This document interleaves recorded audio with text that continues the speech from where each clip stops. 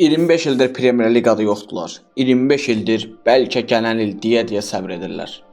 Ötən mövsüm Championship-i 69 xalla 5-ci pillədə bitirən Coventry bu il artıq sadəcə iddialı deyil, qarşısı kəsilməyən bir tufandır. Frank Lampardın məşqçilik etdiyi bu klub sonuncu dəfə 2000-2001-ci il mövsümündə Premier Liqada mübarizə aparmışdı. Uzun illər gözlərdən uzaq qalan bu komanda heç kəsin gözləmədiyi anda Championship-in zirvəsində peyda oldu. Bu mövsüm Coventry sadəcə oyun qazanmır, tarix yazır.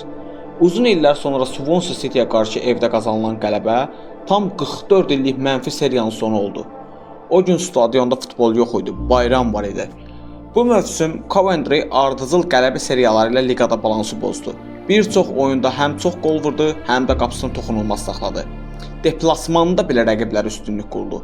Liqanın favorit sayılan komandalarına açıq mesaj göndərdi. Haji Wright, Brendan Thomas kimi hücumçular mövsümün ən formda adlarına çevriliblər. Onlar təkcə qol vurmur, komandanın çinliyində daşıyırlar.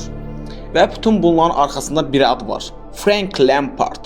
Chelsea'dan tanıdığımız əfsanəvi oyuncu. Lampard bu komandaya tək taktika yox, Premier Liqa mentaliteti gətirdi. Bu futbolçular artıq meydançaya yuxarı liqa oyuncusu kimi çıxırlar. Qorxaq yox, gözləyən yox, hücum edən var, cəsur oyuncular var. Sizə bir sualım. Bu mövsüm sizcə Premier Liqa Coventry-ni qəbul edəcəkmi?